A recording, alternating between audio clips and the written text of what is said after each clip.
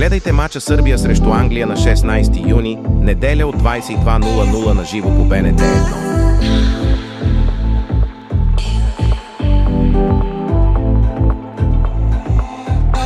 Сърбия идва след победа над Швеция с 0-3, като домакините имат 3 победи за миналите си 6 мача. Голмайстор на отбора е Александър Митрович с 5 попадения за сезона.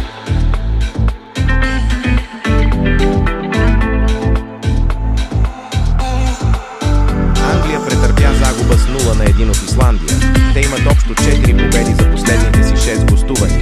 Голмайстор на отбора е Хари Кейн с 8 попадения за този сезон.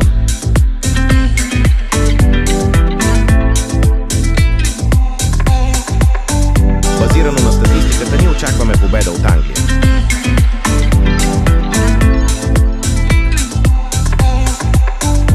Бъдете предварително информирани за всички предстоящи спортни събития в света на футбола.